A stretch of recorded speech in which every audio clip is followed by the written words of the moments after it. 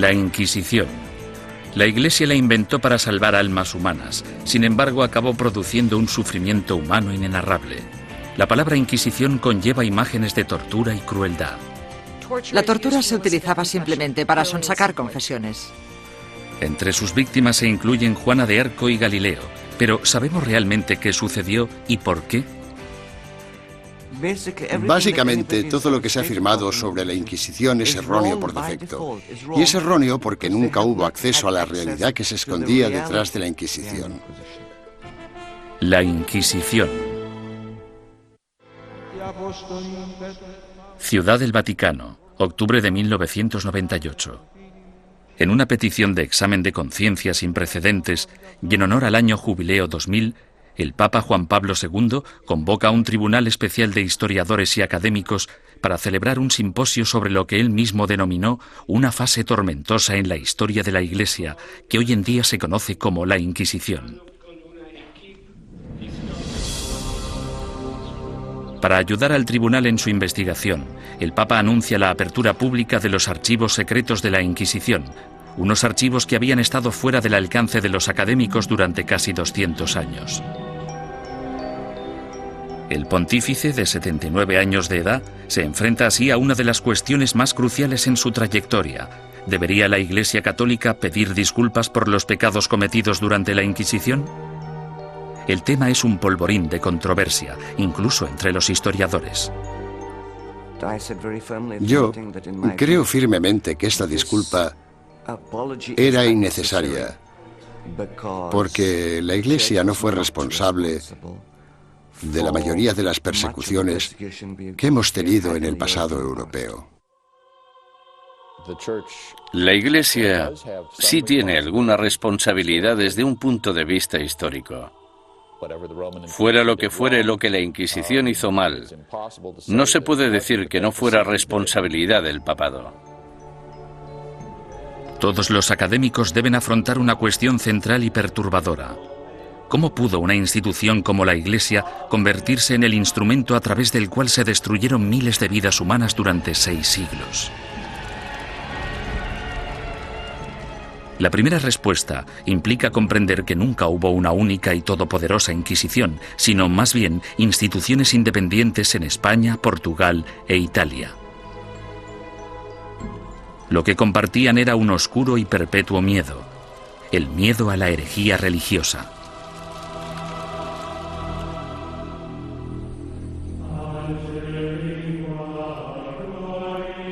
Año 1100 después de Cristo.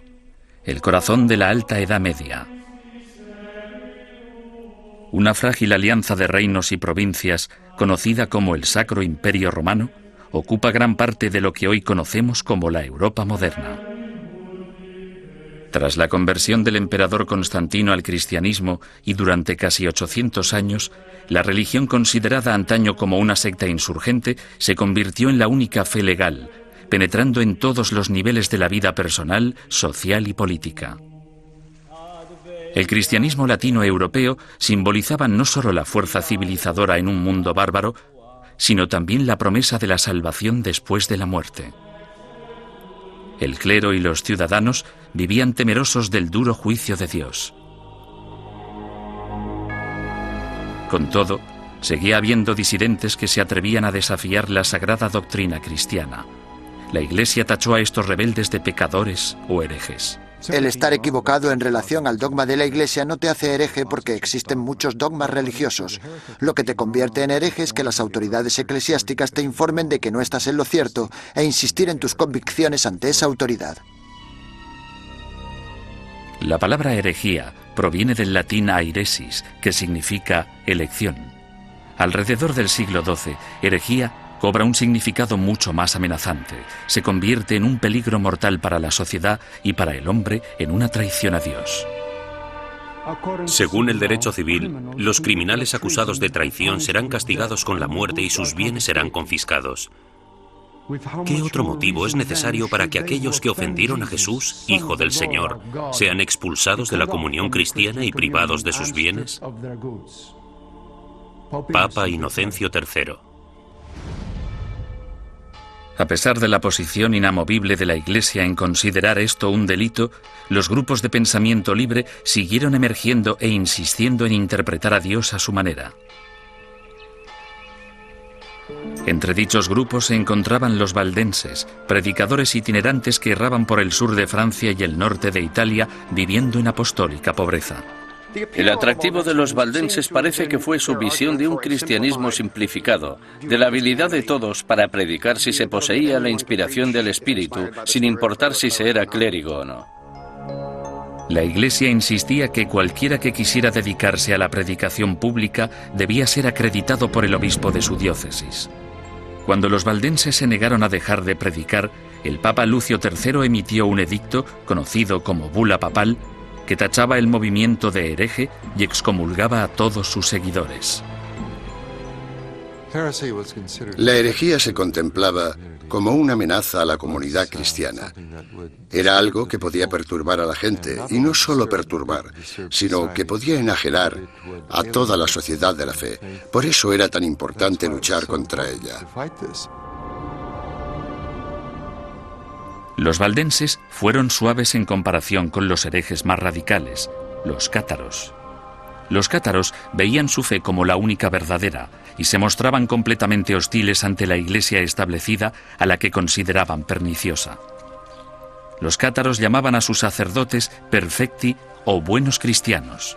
Comprometidos con una vida de estricta abstinencia, los sacerdotes no podían mentir, blasfemar, comer carne ni mantener relaciones sexuales.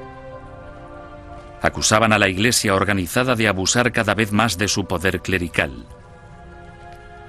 La austeridad de los perfecti cátaros parecía, en comparación, sumamente atractiva.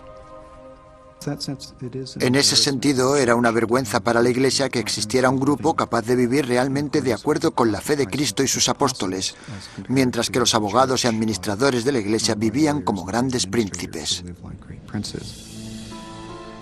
Alrededor del siglo XIII, Europa era un foco de herejía. Al sur de Francia floreció el catarismo.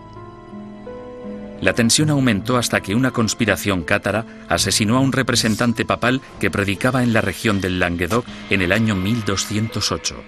Ultrajado, el Papa Inocencio III reclamó una nueva cruzada en contra de los herejes.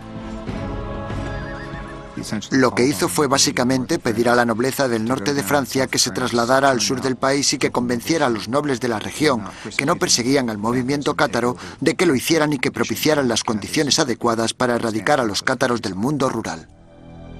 El Papa denomina esta guerra santa contra sus semejantes cristianos la Cruzada Albigense, en honor a la catedral francesa de la ciudad de Albi.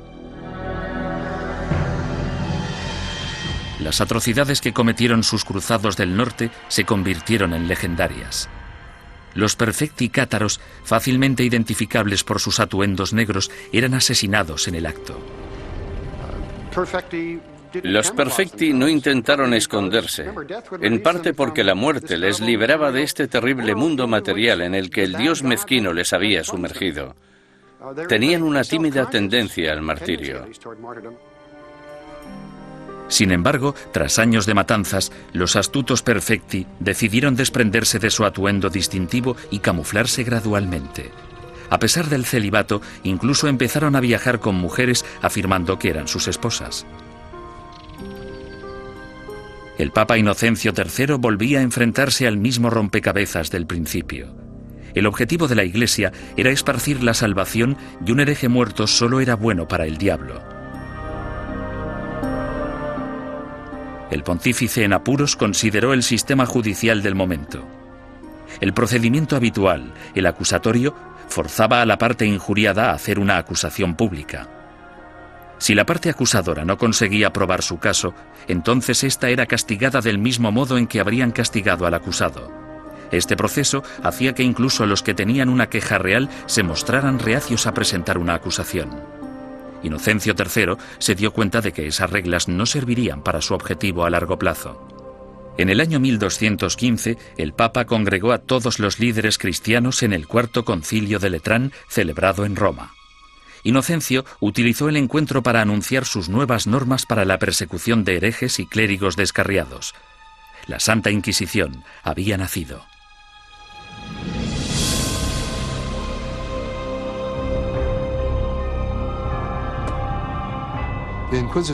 El sistema de la Inquisición suponía una innovación maravillosa y se asemejaba bastante al Tribunal Popular de nuestro sistema, que emite una causa probable y una acusación.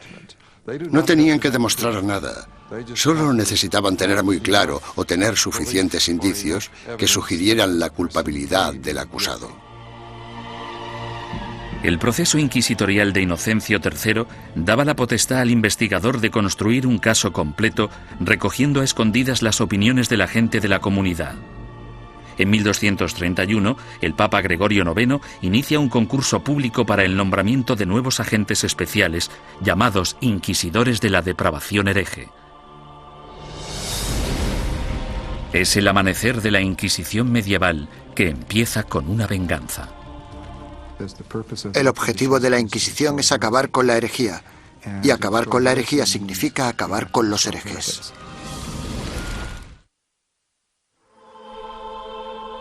El Papa Inocencio III fracasó en su intento de eliminar a los cátaros, la secta más poderosa del sur de Francia.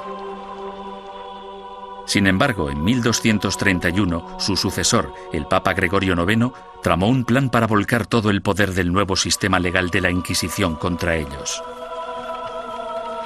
El Papa nombró a muchos sacerdotes y frailes inquisidores y los mandó a tierras germanas y francesas para que acabaran con los criminales religiosos. Los herejes que rehusaron retractarse de sus creencias y continuaron predicándolas fueron quemados en la hoguera. Si fracasaban los herejes, iban al infierno. El objetivo de todo esto era salvar a tanta gente como fuera posible, pero había que hacer ciertas cosas si se querían salvar muchas vidas. El Papa Gregorio pronto se percató de que encontrar a un buen inquisidor era muy difícil. Los más entusiastas a menudo eran fanáticos fuera de control. Conrad de Marburg, el más célebre de los primeros inquisidores, convenció a Gregorio IX de que había descubierto una secta secreta alemana llamada los luciferinos. El modus operandi de Conrad consistía en reclutar a una pandilla de linchamiento, arrestar a los supuestos herejes y ofrecerles dos opciones: retractarse o arder vivos.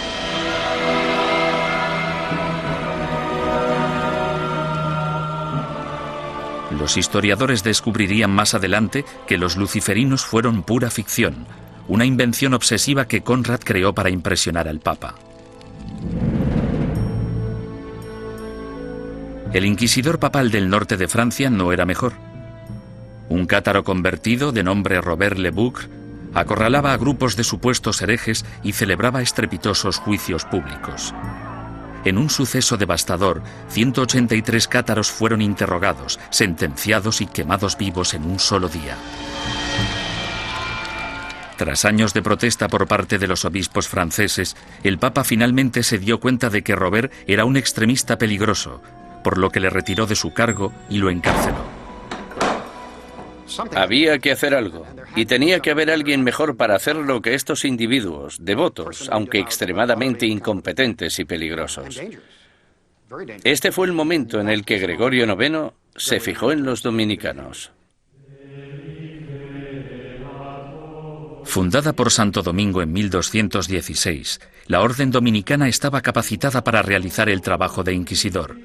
Educados como teólogos, los dominicanos estaban habituados a la vida en la calle y a predicar contra la herejía. A mediados del siglo XII, Gregorio IX ordenó a 4 docenas de inquisidores dominicanos que buscaran y procesaran a los cátaros, los valdenses y a los demás grupos herejes.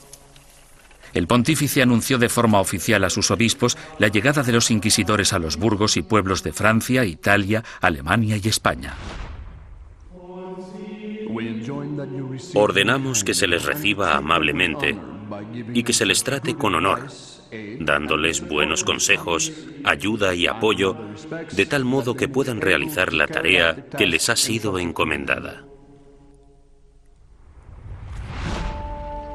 En esta carta, Gregorio IX pedía a sus obispos mucho más que simple hospitalidad. En su búsqueda de herejes, los inquisidores papales necesitaban confiar en información interna, rumores y otras habladurías recogidas gracias a una red informal de clérigos informadores que trabajaban como espías.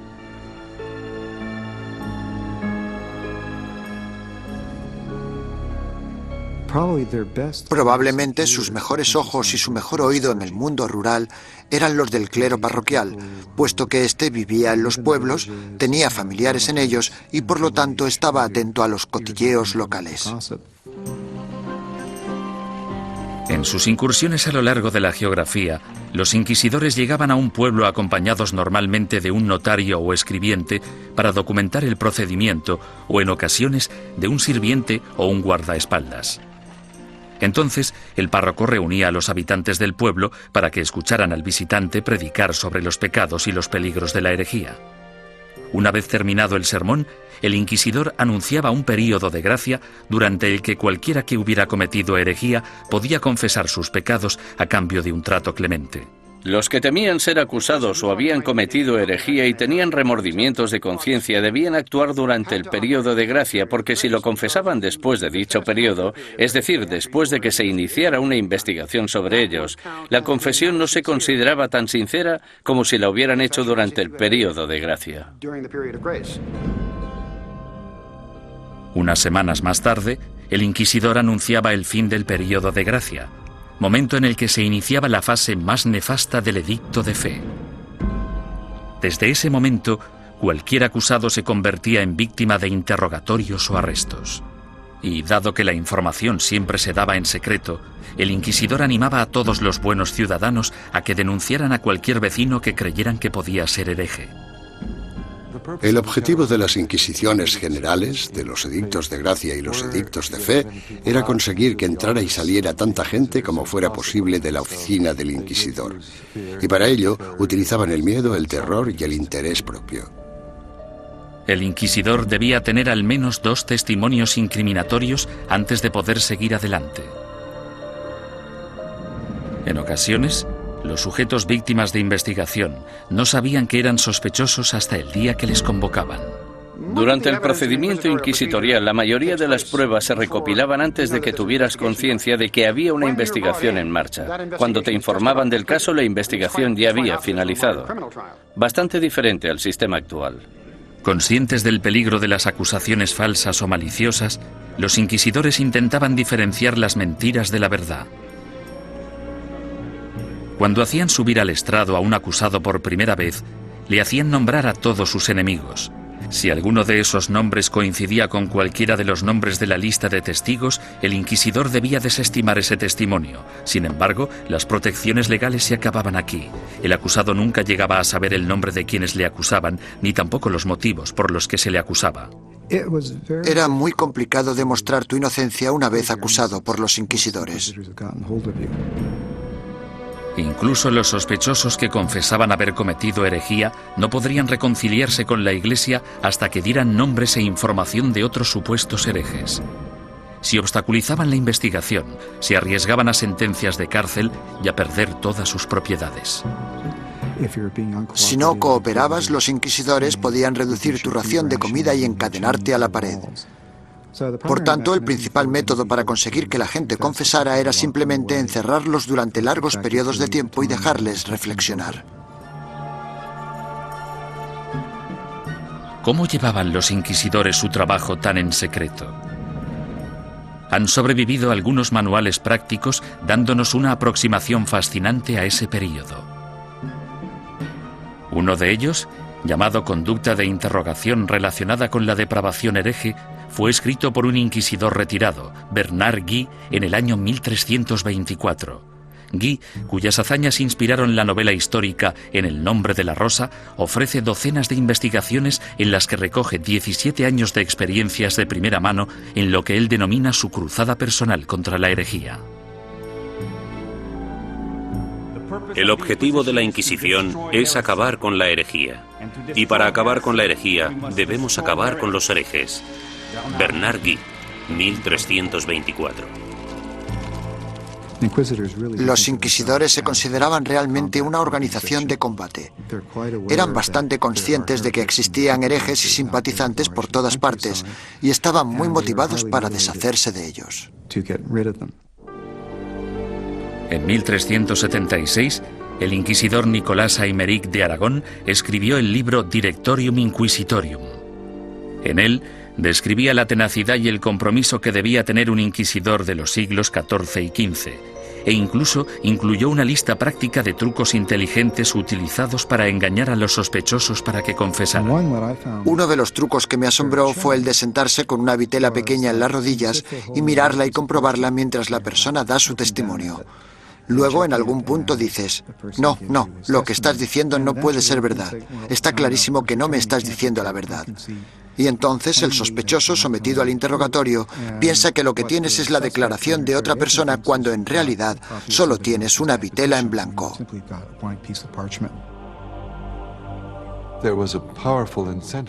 Los inquisidores estaban altamente motivados para llegar hasta la verdad como fuera.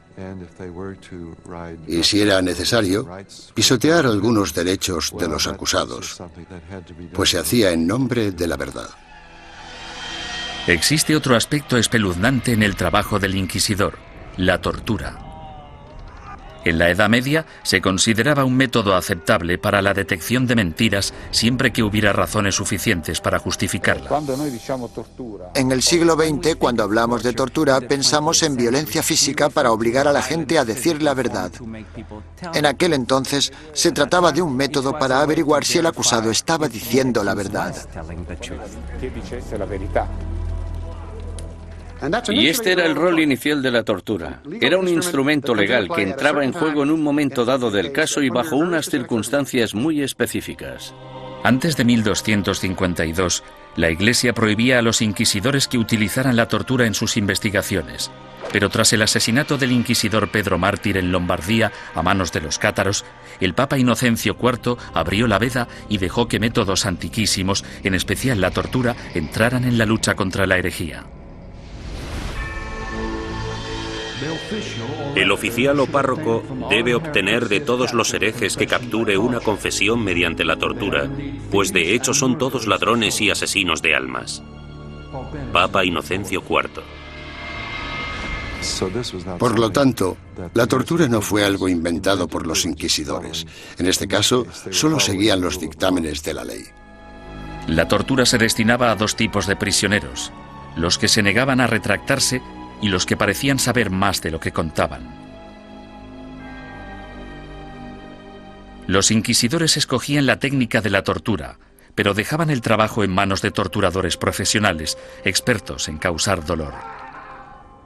Para empezar, debían describir la tortura a la persona. Luego debían mostrar los instrumentos de la tortura al acusado. Y tras dar 3 o 4 pasos como estos, el acusado sufría alguno de esos métodos de tortura. Sin embargo, dicho acusado podía decir en cualquier momento: ya he tenido suficiente.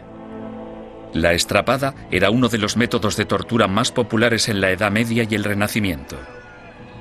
Las manos del acusado se le ataban a la espalda y a una cuerda que se colgaba de una viga en el techo. En algunas ocasiones se añadían pesos en los pies de la víctima. Una vez izado, se bajaba al prisionero y se le volvía a levantar de un tirón o se le sacudía violentamente. Los atornilladores de piernas o las prensas de espinillas eran instrumentos mecánicamente más sofisticados para causar dolor. Con cada vuelta de tornillo, más aguda se volvía la presión sobre las piernas del prisionero. En medio de toda esta mutilación se encontraba el notario del inquisidor, apuntando con esmero y fidelidad los acontecimientos de la sesión y listo para anotar la confesión tan pronto se produjera. El clero justificaba todo esto como un acto de benevolencia. Al fin y al cabo, si la tortura llevaba a la confesión, el injuriador podía finalmente reconciliarse con Dios y recibir la salvación. Si la confesión se realizaba durante la tortura, el proceso consistía en liberar al acusado de los instrumentos de tortura y permitir que se recuperara. Luego se le repetía la pregunta para comprobar si el acusado solo se había dejado llevar por el miedo al dolor o si realmente había dicho la verdad. Con todas esas técnicas a su disposición, no resulta sorprendente que los inquisidores fueran convincentes en casi un 90% de los casos. ¿Podía la herejía estar realmente tan extendida? ¿O eran los inquisidores los que utilizaban su poder para asustar a la gente y obligarles a hacer confesiones falsas? En mi opinión, uno de los mayores problemas a la hora de trabajar con los informes de la Inquisición es determinar hasta qué punto podemos creer nada de lo que está escrito en ellos, porque los inquisidores, si querían, podían hacer confesar casi todo a cualquiera. Aunque para los culpables de herejía, lo más temido era el día del juicio. No podías hacer nada para huir de ellos, porque estaban obligados a ejecutarte.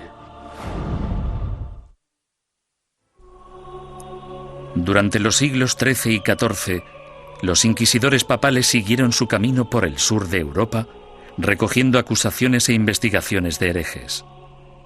Estos sacerdotes se veían como soldados de primera línea de Dios, en guerra por la salvación de las almas, pero dejaban atrás un campo de batalla repleto de bajas.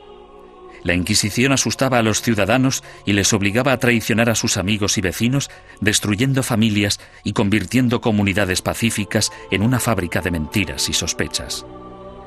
A lo largo y ancho del Sacro Imperio Romano y de los reinos y principados de Europa, los ciudadanos esperaban el Sermo Generalis o el juicio del proceso inquisitorio.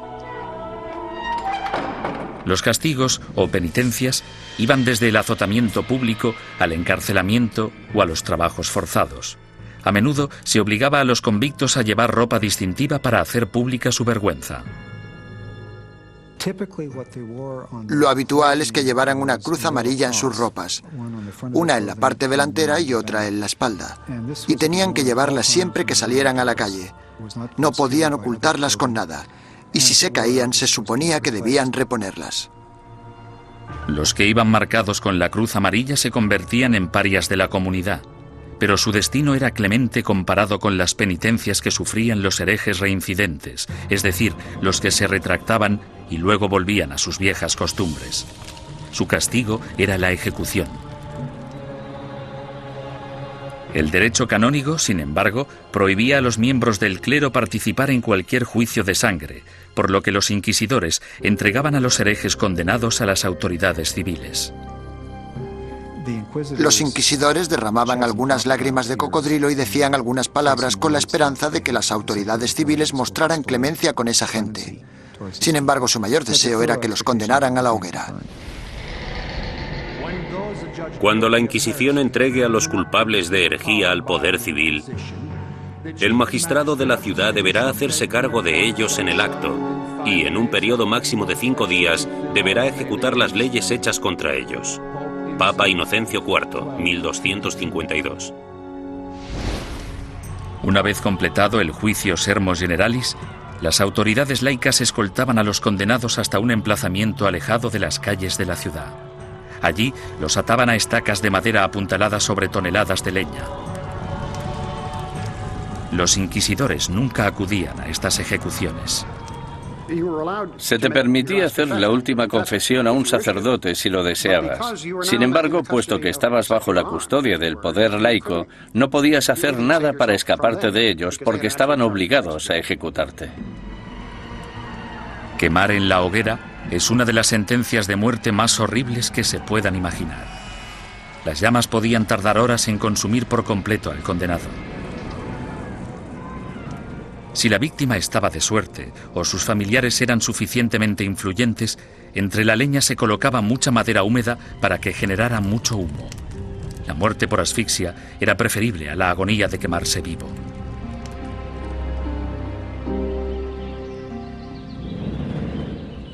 Ni siquiera la muerte podía liberarte de las garras de la Inquisición. En ocasiones, personas que habían muerto hacía años recibían acusaciones post-mortem y eran condenadas por herejía. Se saqueaban sus tumbas y se lanzaban sus restos a la hoguera. Desgraciadamente para la familia del fallecido, lo peor aún estaba por llegar. Las autoridades civiles confiscaban automáticamente todas las propiedades de los herejes fallecidos, dejando desvalidos a sus esposas e hijos sin importar su lealtad religiosa.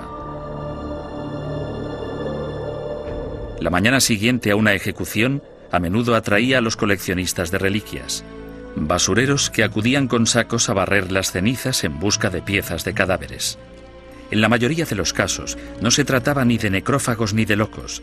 Normalmente eran los que creían que aquellos que morían ejecutados eran mártires y merecían ser venerados. Mucha gente pensaba que los herejes eran buenos cristianos y los inquisidores gente malvada, por tanto podía darse un contraataque. El siglo XIV fue testigo del punto más álgido de la campaña de la Inquisición. Gracias a su inmenso poder, la Iglesia combatía la traición con la misma dureza incluso contra sus propios rangos.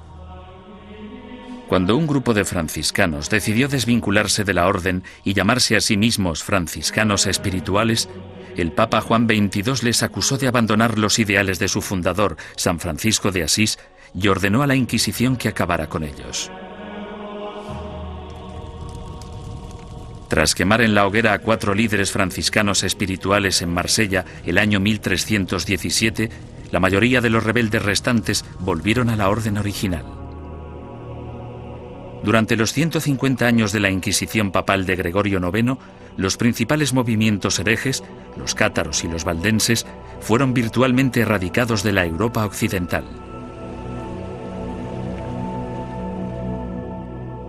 Al reducirse el número de herejes, parecía que la Inquisición acabaría desapareciendo por completo. Sin embargo, el negocio de la cacería y el castigo de brujas resucitó el proceso con una venganza durante el siglo XIV. Se consideraba herejía, puesto que se creía que para conseguir poderes el hechicero debía renunciar a Dios y a su bautismo. Es decir, que debía romper un contrato y rendir algún tipo de homenaje al diablo para poder conseguir esos poderes. El diablo nunca da nada a cambio de nada.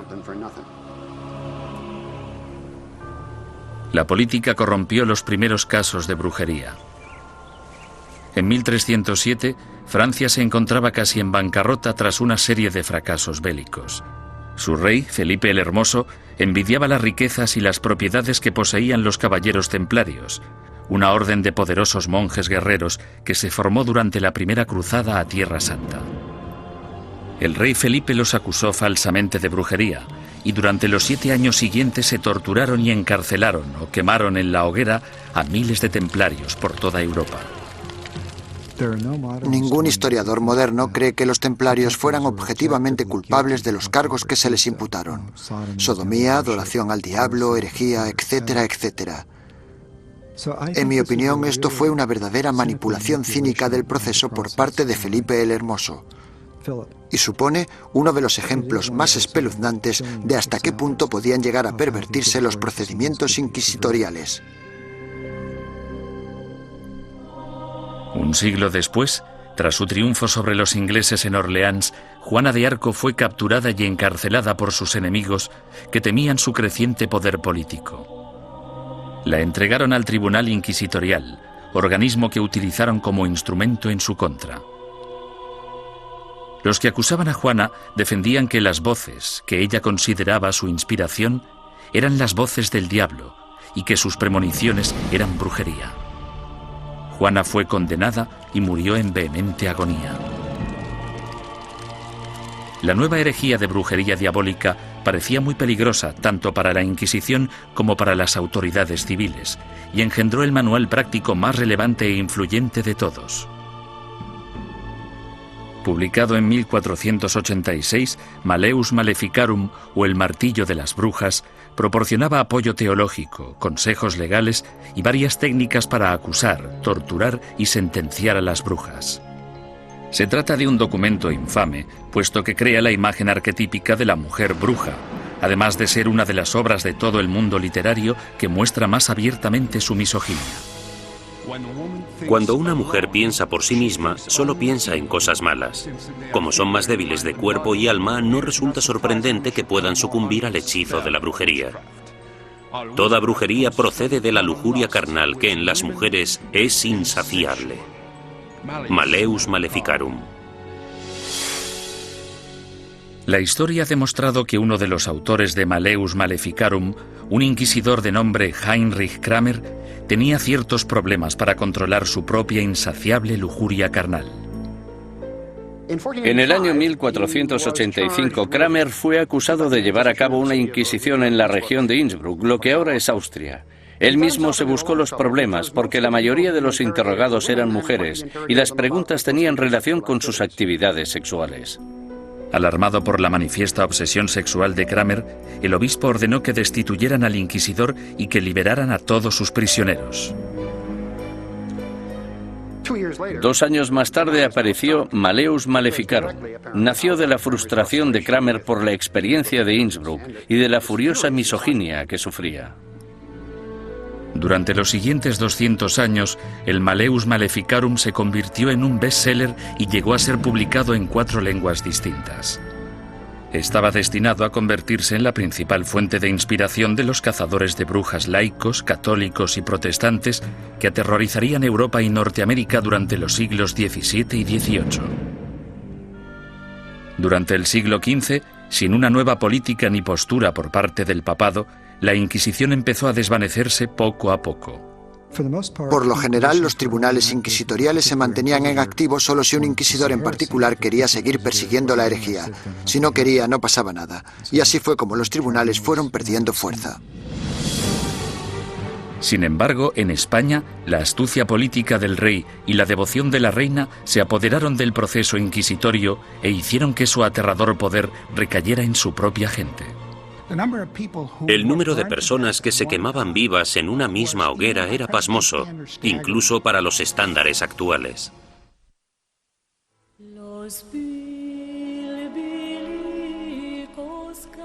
La situación de los judíos europeos durante el período medieval siempre fue desesperada.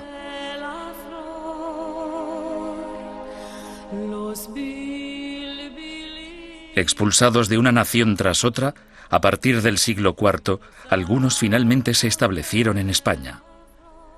Prosperaron viviendo y trabajando en relativa armonía tanto con musulmanes como con cristianos. Pero a finales del siglo XIV, una serie de problemas económicos y levantamientos sociales despertaron antiguos prejuicios. En las décadas de 1380 y 1390, amotinamientos en contra de los judíos provocaron el incendio de sinagogas y el asesinato de miles de judíos. La solución de las autoridades españolas fue expulsar del país a todos los judíos que no se convirtieran al cristianismo. Muchos decidieron marcharse, otros, sin embargo, hartos de una persecución sin fin, optaron por abandonar la religión de sus antepasados para poder quedarse en España. La conversión en masa de los judíos el año 1391 en España es casi única en la historia judía. En muy pocas ocasiones se había conseguido que tantos judíos se convirtieran al mismo tiempo junto con sus rabinos y sus riquezas. Esto redujo en gran número la población de judíos en España. Debido, al menos en parte, a su antigua ética cultural de escolarización y esfuerzo continuo, estos nuevos cristianos, llamados conversos, prosperaron durante las décadas siguientes. Como judíos habría sido ilegal que realizaran ciertos trabajos o que ocuparan ciertas posiciones en el gobierno. Sin embargo, como cristianos las posibilidades abundaban. Desde los inicios de la historia de la conversión de los judíos, tenemos a conversos obispos, conversos ministros, conversos líderes financieros. Tenemos conversos ocupando las más importantes posiciones de la sociedad cristiana, porque esa era la ventaja de convertirse. Y fue precisamente esto lo que pudo originar las objeciones de los otros cristianos, que recelaban de la creciente relevancia de esa gente que anteriormente había sido judía.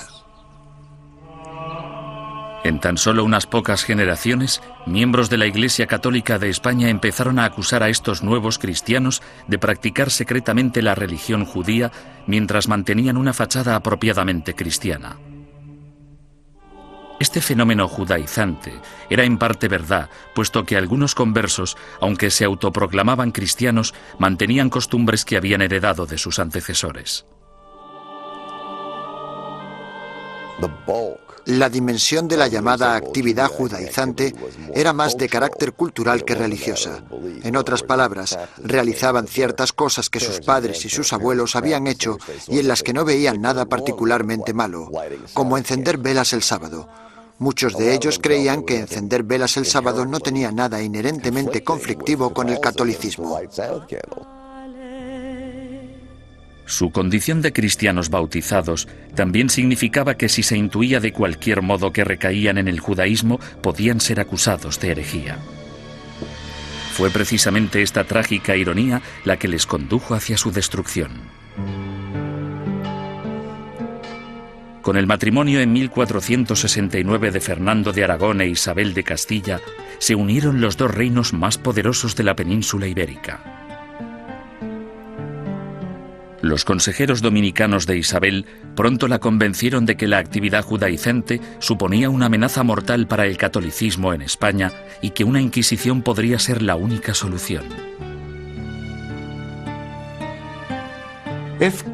Si el clero pedía una Inquisición, no era solo porque fueran fanáticos, sino porque sabían perfectamente que detrás de ellos tenían a muchos seguidores muy fieles que tenían conciencia del problema tal y como lo percibían. El rey Fernando, astuto estratega político, vio que una alianza con la Iglesia Católica podía beneficiar a España en muchos sentidos. Aparentemente, Fernando tenía otros planes en mente. Apoderarse de las riquezas de los conversos. Había grandes cantidades de dinero esperando, encerradas en los cofres de los poderosos conversos, comerciantes y nobles. Y Fernando se propuso hacerse con ellas y lo consiguió. El primer paso del rey Fernando fue ponerse en contacto con el Papa y expresarle su preocupación por el problema judío de España. Es enorme el daño que los cristianos sufren con el contacto, las relaciones y la comunicación con los judíos, que siempre intentan de un modo u otro seducir a los leales cristianos y apartarlos de nuestra santa fe católica. Fernando el Católico. Bajo la presión del insistente rey español, el Papa Sixto IV emitió una bula papal que instauraba una inquisición para erradicar la depravación hereje en España y que iba dirigida a los conversos judíos. Esta nueva Inquisición española fue algo completamente distinto a todos los demás tribunales inquisitoriales anteriores. Sus normas garantizaban que el rey Fernando, y no el Papa, controlaba todos y cada uno de los aspectos de sus actividades. El tribunal de mayor grado, llamado la Suprema, consistía en 6 o 7 hombres nombrados personalmente por el rey. Solo un miembro, el inquisidor general, era nombrado oficialmente por el Papa, y aún así, este tenía que haber sido nombrado antes por Fernando. Aunque os guste el título de inquisidor, somos yo y la reina quienes os hemos nombrado y sin nuestro apoyo muy poco podéis llevar a cabo. Rey Fernando. Esto significa que el Estado empieza ya en la Inquisición española a tener cierto poder de control sobre la institución. Esto no era así en la Edad Media. El 6 de febrero de 1481 se celebró el primer auto de fe en Sevilla. En este acto, que se convertiría en el símbolo de la Inquisición española, un centenar de hombres y mujeres conversos fueron acusados de practicar secretamente la religión judía y juzgados ante la Iglesia. 6 de ellos pagaron el más alto precio. Fueron quemados en la hoguera. En mitad del auto siempre se celebraba una ceremonia. Los dominicanos elegían a sus mejores oradores, los que tenían la voz más fuerte, y en ocasiones los sermones duraban media hora, 1, 2 horas. Los participantes eran despojados de toda dignidad. Se les afeitaba la cabeza, desnudaban a las mujeres y a los hombres, se afeitaba la barba a los hombres. En España, la virilidad de un hombre residía en su barba, por lo que afeitarla resultaba muy desagradable. La idea de la ceremonia era humillar a los penitentes y mostrar a la congregación cuál era el castigo por cometer herejía. Incluso los que no habían recibido mucha educación o no estaban interesados en las sutilezas teológicas, ni muy seguros de los credos y las plegarias que recitaban, sabían perfectamente qué sucedía en cada momento en un auto de fe. Era un espectáculo aterrador cuyo objetivo era poner unos límites en la mente de las personas sobre lo que podían decir, pensar y creer. Durante el primer año desde su establecimiento, 1.500 conversos acusados de judaísmo fueron juzgados y otros cientos condenados a muerte.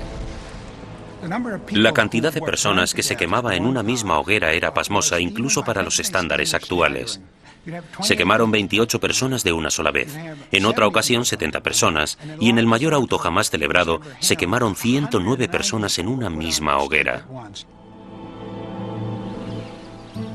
A diferencia de los herejes medievales que se atrevían a predicar sus ideas en público, el judaísmo secreto era, por definición, una actividad clandestina que se llevaba a cabo a puerta cerrada. Los vecinos podían decir que habían visto a un individuo leer un libro que probablemente era judío solo por el hecho de ver a alguien mirando un libro pequeño, que podría ser el libro de las horas. O podían decir que habían oído a alguien cuchichear una plegaria que seguro que era judía. Por tanto, encender velas, darse un baño, lavar la ropa, tratar, preparar y comer carne en día de pescado, como podían ser los viernes o los miércoles, podía causarte grandes problemas si tus vecinos se percataban y tenías mala relación con ellos. Las acusaciones provocaban más acusaciones. Algunos conversos se delataban a sí mismos con la esperanza de limpiar su historial y frustrar así el ataque de sus enemigos. Sin embargo, solo se podía conseguir una penitencia clemente si se hacía una confesión completa, y eso significaba dar los nombres de compañeros herejes.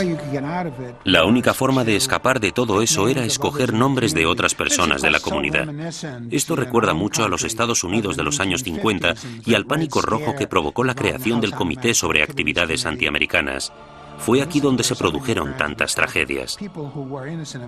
Gente inocente de todos los cargos podría, bajo tortura y pena de muerte, haber dado nombres sin pensar, solo para ser liberados. Si consideramos a Fernando e Isabel como los arquitectos de la Inquisición española, su contratista fue sin duda Tomás de Torquemada, el primer inquisidor general. A partir de 1490, Torquemada redactó minuciosa y sistemáticamente reglas que todavía conservamos en papel para guiar a los inquisidores, incluyendo el más mínimo detalle sobre lo que debían o no debían hacer. Y como consecuencia, podemos considerarle el fundador de la Inquisición. No hay ninguna duda de que Torquemada presidió la Inquisición durante su período más sanguinario y que ejerció mucha influencia sobre la corona. A pesar de que se le ha retratado de todos modos, desde un loco hipnotizador hasta un monje siniestro y obsesionado por el sexo, los historiadores saben muy poco sobre él. Era el típico teólogo fanático, antisemita y extremadamente hostil a los conversos.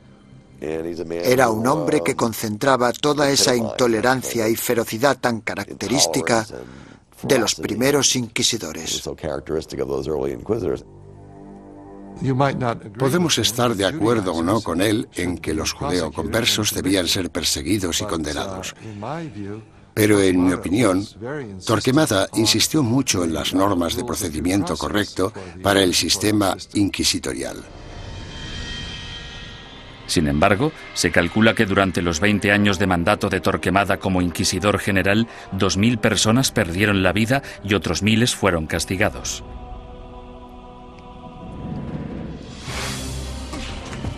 A ello se le sumó un alocado complot de asesinato que selló el destino de los judeoconversos españoles y aseguró el papel de la Inquisición en España durante los siguientes 200 años. Los judíos no ganaban nada convirtiéndose. La situación social no cambió en ningún sentido. Solo podía empeorar para la gente de origen judío. 5 años después de su nacimiento, la Inquisición se encontraba en plena forma, ganándose a pulso su temible reputación. Los conversos españoles, los judíos convertidos al catolicismo, no podían acudir a ningún lado en busca de justicia. Tanto la Iglesia como las autoridades civiles seguían la misma lógica aplastante. Todos los conversos que rehuían la Inquisición eran, por defecto, culpables. Todos los que daban el paso y se delataban a sí mismos eran, puesto que lo admitían, culpables. Y todos aquellos que eran juzgados y condenados eran, evidentemente, culpables. Los procedimientos interinos del Tribunal de la Inquisición se mantenían en privado y los informes se protegían cuidadosamente, incluso de la corona. Cuando la Inquisición española arrestaba a alguien, esa persona simplemente desaparecía en la cárcel hasta que la Inquisición acababa con ella. Los familiares y amigos quedaban a la espera, llenos de preocupación y sin poder ayudar. Los españoles convirtieron este hecho en un verdadero fetiche. El secreto. Me refiero a que este era uno de sus principios fundamentales. La creencia de que el prestigio de la institución dependía en gran medida de la capacidad de mantener intacto el secretismo. Para los acusados, la naturaleza surrealista y casi arbitraria del proceso generaba terror. No existía ningún juicio. Eran más bien audiencias tras las que el prisionero volvía a su celda. Después de todo el sufrimiento, que podía prolongarse durante semanas o meses, el acusado podía no llegar a saber los crímenes de que se le acusaba. Se le exigía constantemente, a veces bajo amenazas de muerte, que confesara. El acusado tenía que inventar explicaciones sin saber la naturaleza de la denuncia que se había interpuesto contra él.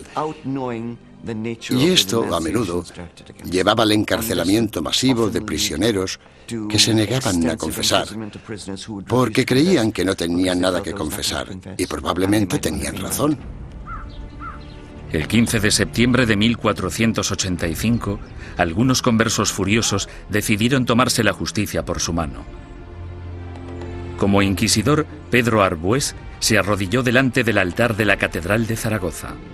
8 asesinos le atacaron con cuchillos.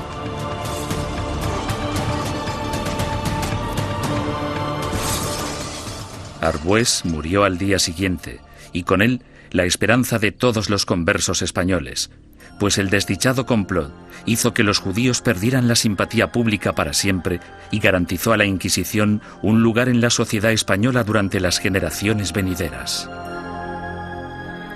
Entre los académicos hay una pregunta obvia que ha generado más debate que cualquier otra. ¿Practicaban realmente los conversos el judaísmo en secreto o fueron simplemente cabezas de turco de la intolerancia? El problema desde un punto de vista técnico es que la única fuente de información que tenemos para responder a esta pregunta proviene del Santo Oficio. En consecuencia, el tema a tratar es, ¿debemos creer totalmente en los hermanos del Santo Oficio que investigaron a los conversos? ¿O debemos pensar que fue básicamente un fraude, una gran exageración basada en falsos testimonios? A petición del inquisidor general Torquemada, en marzo de 1492, el rey Fernando emitió otro edicto de expulsión. Se daba a los judíos 4 meses para aceptar el bautismo o abandonar España. Durante los meses siguientes, casi la mitad de la población judía de España, unas 40.000 personas, abandonó el país. Los demás se quedaron y se convirtieron al cristianismo. Simplemente cayeron en la misma trampa que habían tendido a sus antepasados judíos hacía 100 años. Por tanto, los judíos no ganaban nada convirtiéndose. La situación social no cambió en ningún sentido.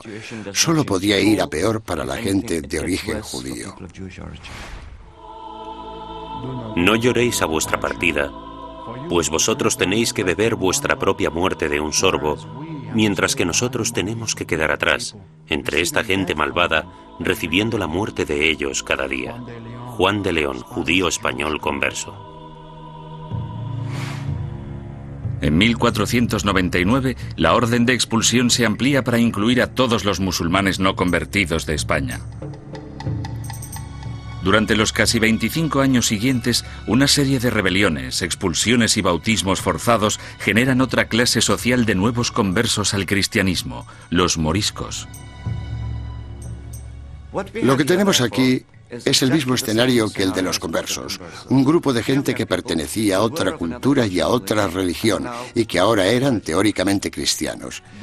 Esta era una situación hecha a medida que la Inquisición utilizó para apartar a los musulmanes y hacerles practicar el cristianismo. Las persecuciones de moriscos se triplicaron durante los siguientes 100 años. Sin embargo, estos no pudieron o no quisieron adaptarse. Finalmente, en 1609, las autoridades españolas decidieron que los moriscos eran imposibles de convertir y los expulsó a todos. El odio por la Inquisición española era tan intenso entre los musulmanes como entre los judíos.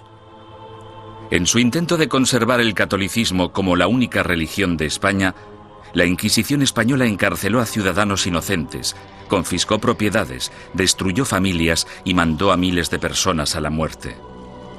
Lo que no utilizó muy a menudo, según los historiadores, es lo que la ha hecho tan famosa: la tortura.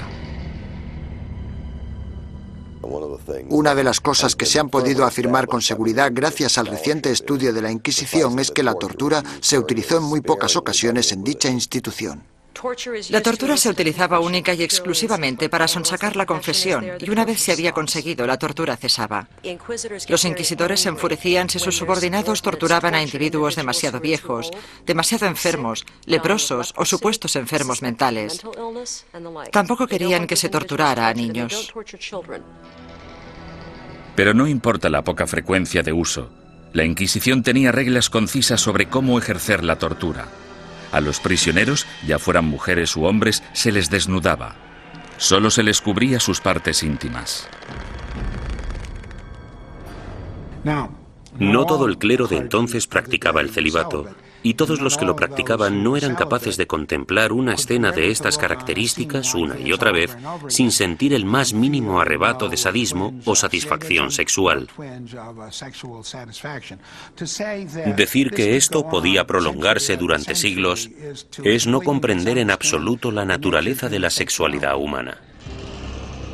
La garrucha, versión modernizada de la estrapada medieval, se convirtió en el método de tortura más común. El potro, probablemente el instrumento de tortura más famoso de todos, también era muy efectivo, aunque tenía algunos inconvenientes. Su uso no podía prolongarse porque una de las reglas vitales de la tortura era que la Inquisición no podía derramar sangre. Si se vertía una gota de sangre, la tortura debía suspenderse. La toca, o tortura con agua, se convirtió en la favorita de los inquisidores españoles. Durante el terrible sufrimiento, la boca del prisionero se mantenía abierta a la fuerza y se introducía una pieza de ropa por la garganta. Luego se vertía agua por la garganta, de modo que la pieza de ropa quedaba empapada y provocaba al prisionero violentos espasmos. Durante la Inquisición española, la tortura no podía aplicarse más de 3 veces y nunca durante más de 15 minutos. Las afirmaciones que hacían los prisioneros no eran legales, a no ser que las ratificaran 24 horas después, lejos de la sala de tortura. Hubo inquisidores que rompieron las reglas, aunque lo hicieron por ignorancia, más que por malicia. El buen juez debe hacer caso omiso de los gritos, lloros, suspiros, temblores o del dolor del acusado.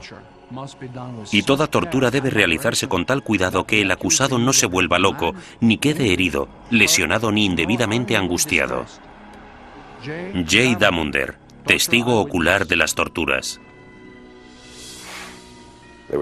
Se les pedía que siguieran las normas del libro, eso era todo. Yo no he encontrado, sinceramente, demasiados indicios de que se rompieran dichas normas. Me refiero a que tal vez estaban más dispuestos a seguir los procedimientos que los policías de hoy en día. La Inquisición española realizó algunas innovaciones en el área del castigo. La cruz amarilla que llevaban los herejes medievales en sus vestimentas evolucionó hasta un atuendo llamado San Benito. Estas ropas debían vestirse en el juicio conocido como el auto de fe o acto de fe, y luego por encima de la ropa de calle mientras durara la penitencia. La gente que iba por la calle era objetivo de todo tipo de comentarios sarcásticos. Los niños les tiraban piedras, todo esto hacía muy difícil poder ganarse la vida. Ni tan siquiera la muerte liberaba al hereje de la vergüenza. El hábito con el que se enterraba al difunto se colgaba en la parroquia del lugar para recordar a todo el mundo en la ciudad que esa persona y su familia estaban relacionados con la herejía. Muerte y humillación no eran los únicos escollos de la Inquisición. Uno de sus castigos más temidos era convertirse en esclavo en las galeras españolas. Se cree que este castigo fue invención del mismísimo rey Fernando. No tenía nada que ver con la religión, la herejía ni cualquier otra cosa. Pero el rey Fernando se percató de que mucha de esta gente estaba siendo castigada con penas del todo inútiles y pensó, buena idea, ¿por qué no utilizamos a esta gente? Porque yo necesito remeros en mis barcos. Después de la muerte, ser enviado a las galeras era el castigo de la Inquisición española más temido. No puedo imaginarme nada peor que ser esclavo en las galeras. Yo casi preferiría que me quemaran. Al menos acabaría rápido. Durante la expulsión del año 1492, miles de judíos cruzaron la frontera con Portugal, engrosando allí la población judía y reanimando viejas tensiones raciales. A causa de los alborotos resultantes, los judíos portugueses fueron obligados a convertirse al cristianismo, y en 1532 el rey Juan III insistió en que Portugal tuviera su propia Inquisición. Durante 10 años, los ricos conversos portugueses utilizaron todas las formas de persuasión posible, incluyendo enormes sobornos, para convencer al Papa de que no instaurara una Inquisición en su nuevo santuario. Muchos conversos españoles se fueron a Portugal y de hecho pronto superaron en número a la comunidad portuguesa. Dichos conversos creían que en Portugal estarían a salvo hasta que, evidentemente, los portugueses instauraron su propia Inquisición y todo cambió. La Inquisición portuguesa se puso a trabajar de inmediato con los sospechosos de siempre.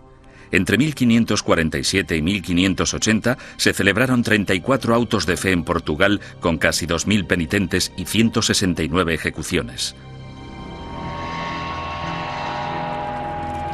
Las persecuciones fueron tan letales que los conversos, la mayoría de los cuales apenas habían emigrado a Portugal desde España, decidieron volver a su tierra natal y enfrentarse a lo que parecía el mal menor de las dos malvadas instituciones.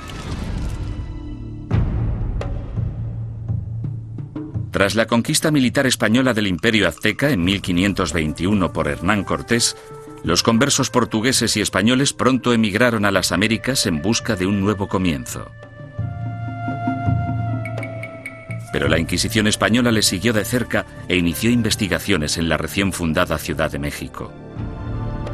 En 1528, 2 conversos españoles fueron quemados en la hoguera tras el primer auto de fe celebrado en tierras del Nuevo Mundo.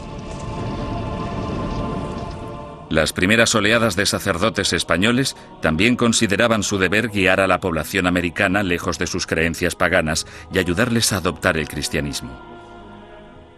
Tras un periodo inicialmente optimista sobre lo que se creía una conversión extendida, la segunda generación de prelados españoles en el Nuevo Mundo empezó a tener dudas sobre si los indios seguían siéndolo a escondidas después de ser bautizados, del mismo modo que se creía que los conversos seguían siendo judíos tras el bautismo. En contra de la política estricta y reacia aplicada tanto a judíos como a musulmanes en España, la Suprema finalmente decidió que los indios simplemente eran incapaces de asimilar las creencias cristianas y que, por tanto, estaban fuera del alcance de la conversión.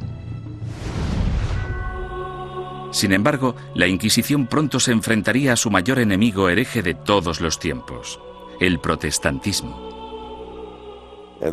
Y en ocasiones incluso fueron torturados por la Inquisición, lo que parece muy injusto, pero eran protestantes y eran una presa fácil.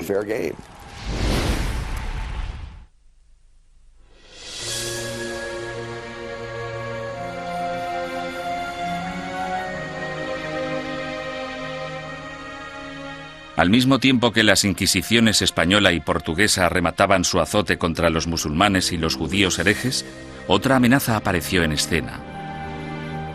En 1517, un sacerdote alemán llamado Martín Lutero dejó su famoso tratado, las 95 tesis, a las puertas de la iglesia de Wittenberg. Se trataba de un ataque acerbo a la Iglesia católica. ¿No es cierto que bajo el vasto cielo no existe nada más corrupto, más pestilente y más odioso que la corte de Roma?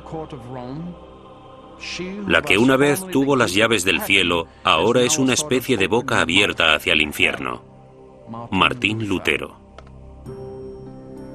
La carismática protesta de Lutero evolucionó hasta convertirse en una auténtica revolución religiosa. El movimiento de la Reforma sacudió a toda Europa. Alrededor del año 1550, las coronas de Dinamarca, Noruega, Suecia y Finlandia ya se habían acogido a la nueva religión llamada protestantismo. El Papa estaba furioso. La forma en la que se contemplaba desde Estados Unidos la amenaza soviética de los años 50 y 60 sería muy parecida a la forma en la que Roma en aquel entonces contemplaba la amenaza protestante. Con sus ajetreados puertos y su extensa red europea de comercio, era solo cuestión de tiempo que las ideas protestantes empezaran a viajar hacia la España católica. En 1577, dos grupos independientes de adinerados protestantes convertidos fueron descubiertos y arrestados en Sevilla y en Valladolid.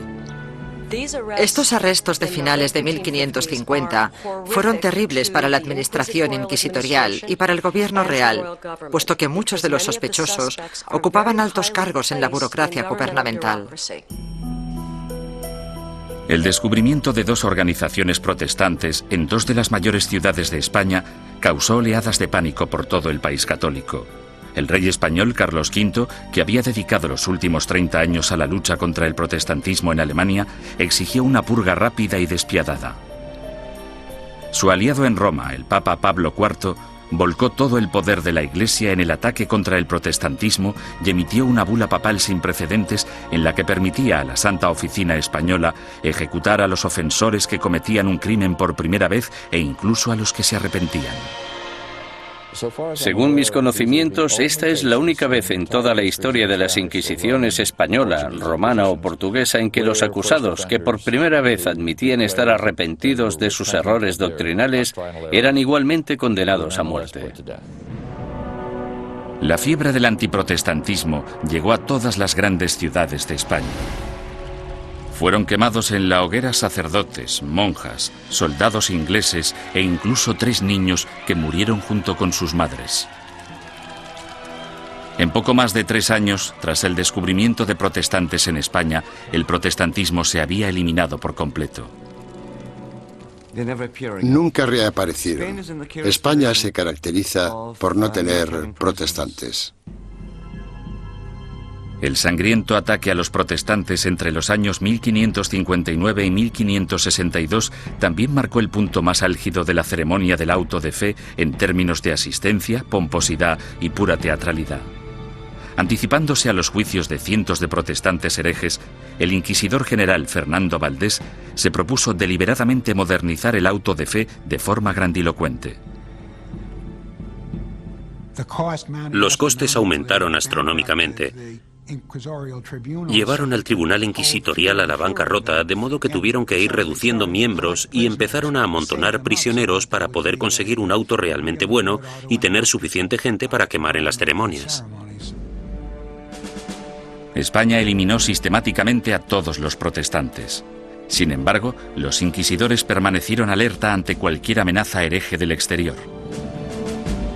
A lo largo del siglo XVI, los viajeros protestantes que venían a España, incluso dignatarios extranjeros, cayeron en las despiadadas garras de la Inquisición.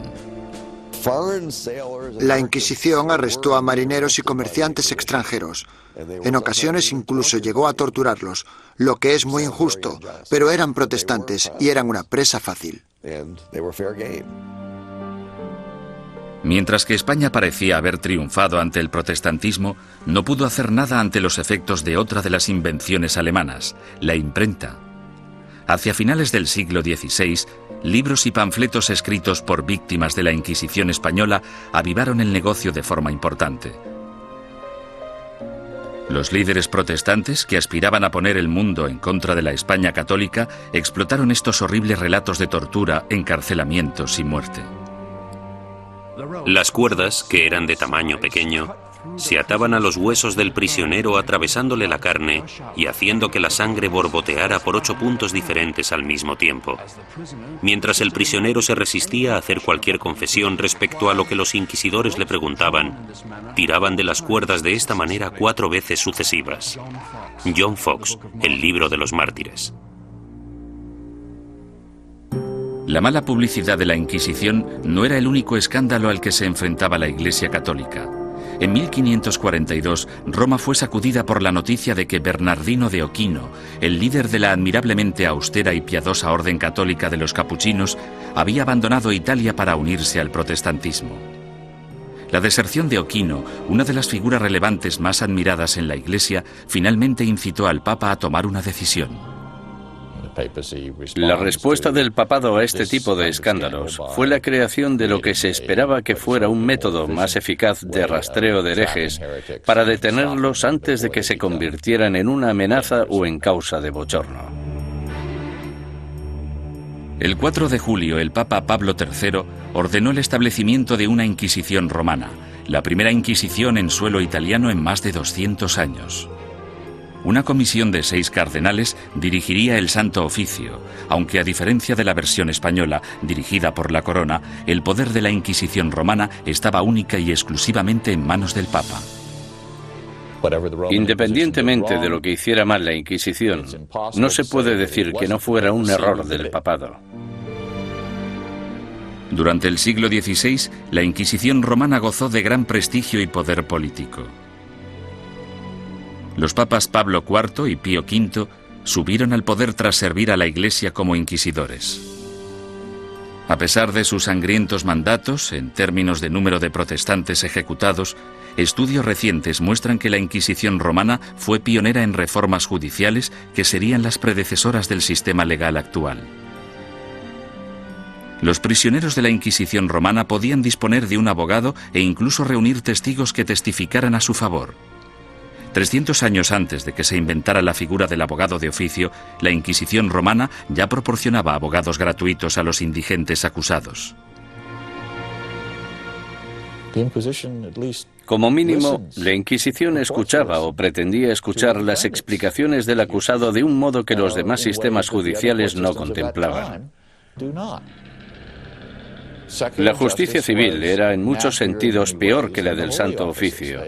Torturaban a los acusados más despiadadamente, los condenaban con más rapidez. Los acusados no morían a causa de la tortura en el sistema inquisitorial, sí en cambio en los tribunales civiles.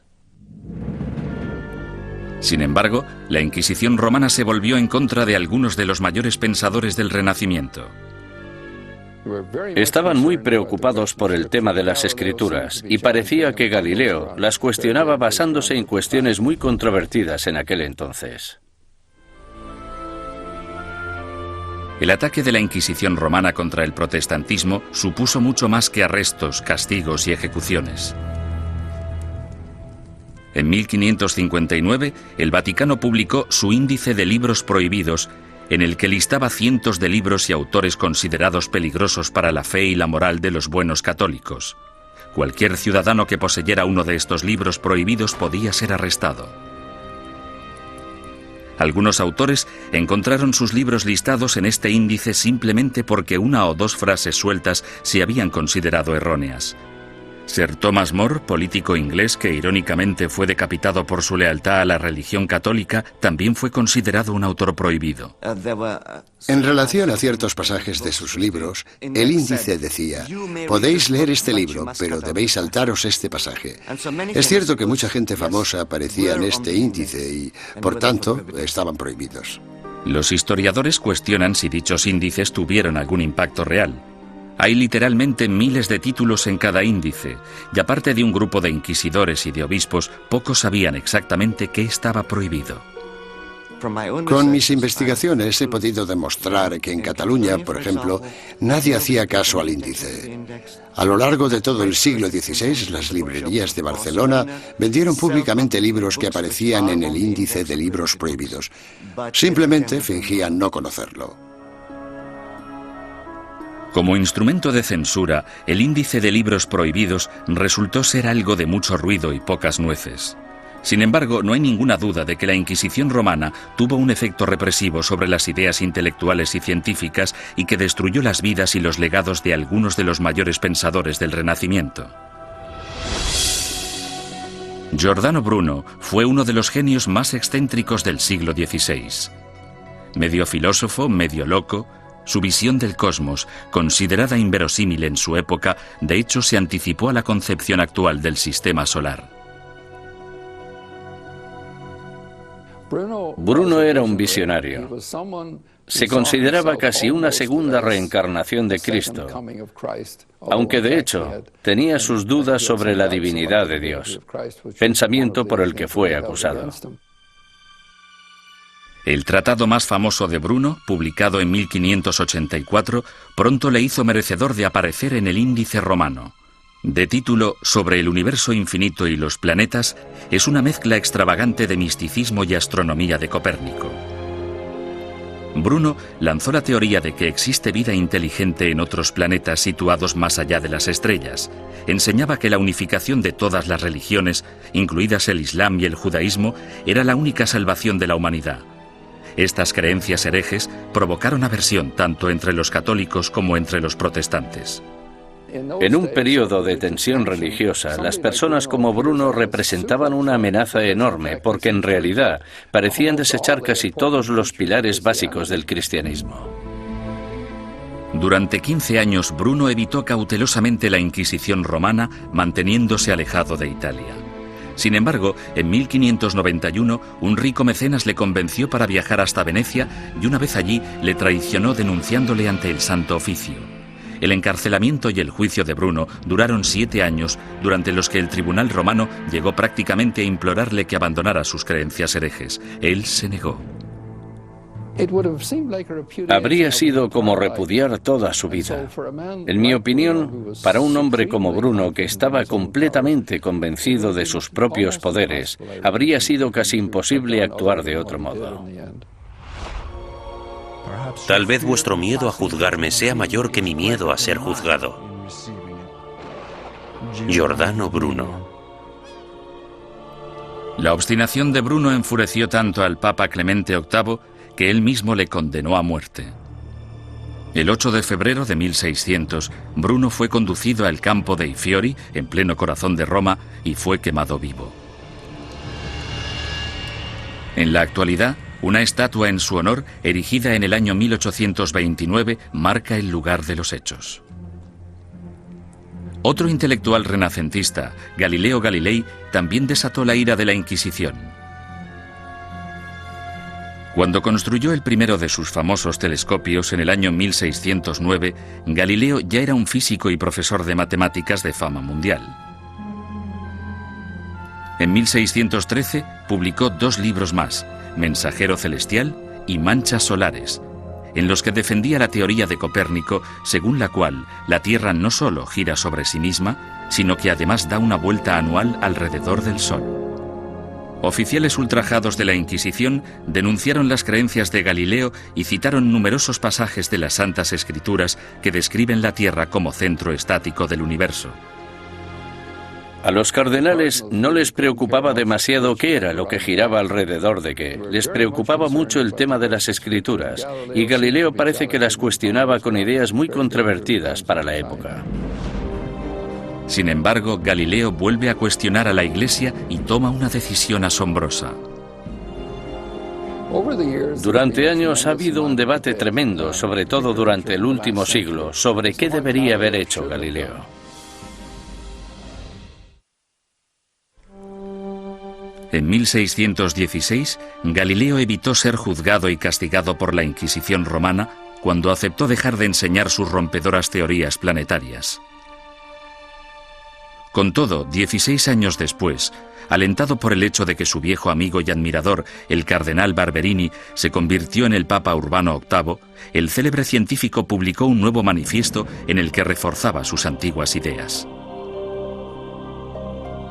En esta ocasión, Galileo no calculó bien sus pasos, pues no solo produjo pánico en la Inquisición, sino que también provocó la ira de su antiguo aliado, el Papa. En mi opinión fue ese factor, la aversión personal, la oposición personal del Papa, lo que en gran parte hizo que el Santo Oficio procediera como lo hizo. Tenía una gran influencia. Galileo fue acusado de herejía. En enero de 1633, tras redactar sus últimas voluntades y su testamento, el astrónomo de 68 años viajó a Roma para enfrentarse a la Inquisición. Le hicieron todo tipo de preguntas. ¿Cómo escribiste un libro como este? ¿Por qué? ¿No defiendes en él una visión que ha sido tachada de contraria a las Escrituras? Galileo siguió manteniendo su inocencia, lo que probablemente no fue una buena estrategia dadas las circunstancias del juicio. Tras 3 meses de interrogatorio por parte de la Inquisición, en los que le amenazaron con torturarle, llegaron a un acuerdo. A cambio de retirar las acusaciones más graves, Galileo admitiría haber cometido un error y se declararía culpable de la ofensa menor que suponía haber defendido públicamente el copernicismo. El 21 de junio de 1632, en una ceremonia pública celebrada en Roma, pronunciaron la sentencia de Galileo y éste se retractó de sus creencias científicas. Con un corazón honesto y una fe sincera, yo renuncio, maldigo y repudio los errores y las herejías mencionadas. Galileo Galilei. Durante años ha habido un debate tremendo, sobre todo durante el último siglo, sobre qué debería haber hecho Galileo. Es importante recordar que si se hubiera negado a renunciar, si no hubiera aceptado la oferta, si hubiera dicho no, sigo creyendo en el sistema de Copérnico, podrían haberle ejecutado. Es bastante sencillo decir 200 años después no. Tendría que haber tenido coraje y haberlos desafiado y haberse dejado quemar en la hoguera. Después de haberse retractado, el Papa sentenció a Galileo a un castigo sin precedentes, volver a Venecia y permanecer bajo arresto domiciliario por el resto de su vida. El viejo científico murió silenciosamente 9 años después, a los 77 años. La leyenda afirma, sin embargo, que justo después de pronunciar su promesa forzada, Galileo susurró a un amigo: La Tierra se mueve a pesar de todo. En 1992, el Papa Juan Pablo II anunció oficialmente que la Iglesia se equivocó en 1633 al acusar al padre de la ciencia moderna de hereje. Es una lástima que no le escucharan, que no hubiera ningún teólogo en aquel momento capaz de entenderle. El error fue de los que juzgaron a Galileo.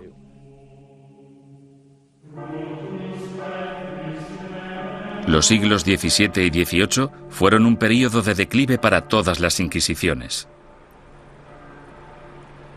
En España, aparte de la necesidad de erradicar a los conversos acusados de practicar secretamente el judaísmo, la Inquisición española se centró en la persecución de comportamientos personales inaceptables, como por ejemplo la homosexualidad, la bigamia y el adulterio, así como también los crímenes del clero. Las ceremonias de castigo, los autos de fe, siguieron celebrándose de forma esporádica en el siglo XVIII. Sin embargo, el prestigio de la Inquisición quedó mancillado cuando Felipe II rechazó expresamente acudir al auto celebrado en honor a su coronación. Los propios españoles empezaron a ver la Inquisición como un instrumento anticuado. Y a partir del año 1730 desapareció por completo. Inspirado por los ideales y las reformas de la Ilustración, Portugal empezó a desmantelar su oficina de la Inquisición. Alrededor de 1773, los autos de fe se ilegalizaron y las distinciones entre cristianos viejos y cristianos nuevos se eliminaron de las leyes portuguesas. Fue necesario que el ejército de Napoleón invadiera Italia y España para acabar definitivamente con la Inquisición. Algunas de las primeras acciones del régimen francés al entrar en Madrid en 1808 fueron abolir la Inquisición, confiscar todas sus propiedades y llevarse todos los archivos que encontraron. Napoleón fue incluso más lejos en Roma, donde no solo confiscó los archivos, sino que también se llevó como prisionero al Papa. En 1814, el imperio napoleónico se derrumbó y el Papa Pío VII regresó sano y salvo a Roma. Finalmente, en el año 1820, la Inquisición española fue ilegalizada completamente. Al oír la noticia, grupos de ciudadanos asaltaron el palacio, quemando y destruyendo todos los informes inquisitoriales. Algunas personas cuyos familiares habían sido juzgados no querían que se supiera. Por eso los robaron y los destruyeron. A pesar de la aplastante realidad, el papado se negó a admitir que el final de la Inquisición era inevitable. La Inquisición romana continuó ejerciendo teóricamente, no en la práctica, durante los siguientes 150 años. En 1965, el Papa Pablo VI reorganizó el Santo Oficio llamándole la Congregación para la Doctrina de la Fe. Todavía existe en la actualidad, aunque solo interviene como consejera en asuntos eclesiásticos. No realiza investigaciones ni impone la doctrina de la Iglesia.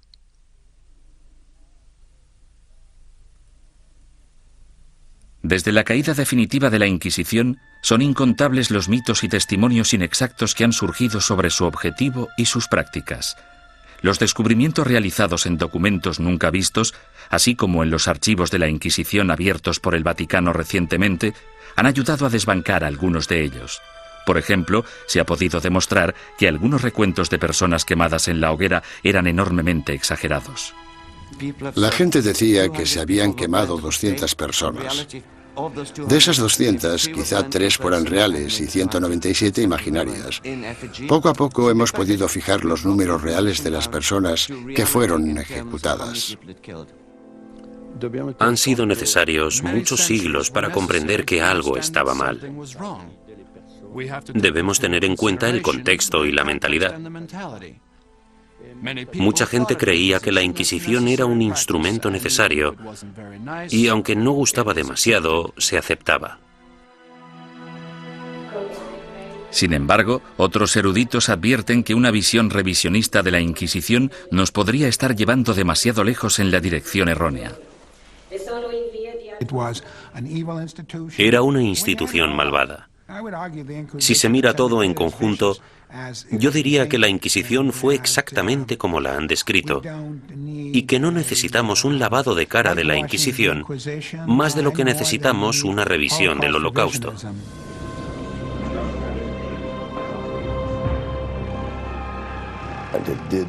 Torturó a gente, impuso fuertes castigos, quemó a personas. Había teólogos fanáticos en las Inquisiciones, había antisemitas en las Inquisiciones. Todo esto es innegable. Hay un hecho que la historia no puede negar. A pesar de que la Inquisición se concibió para el bien de la humanidad, acabó causando un dolor y un sufrimiento humano inenarrables.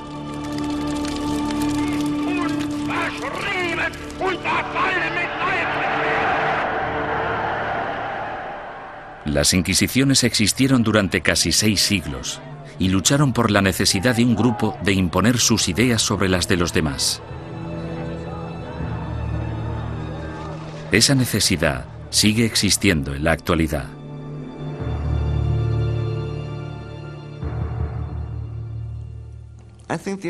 Creo que la lección que debemos aprender de la Inquisición es que no debemos verla como algo único.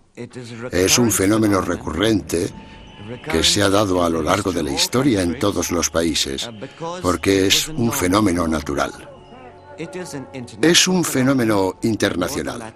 Es más, es innato en la condición humana utilizar las inquisiciones como método de imposición de nuestras preferencias culturales.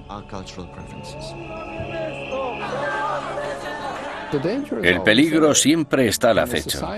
Cuando una sociedad se ve amenazada, sin importar si esa sociedad es una sociedad religiosa como la Iglesia Católica del siglo XVI o una nación-estado del siglo XX, cuando se desafía a una sociedad, el resultado más común es una respuesta violenta que a menudo no está reglada por la ley.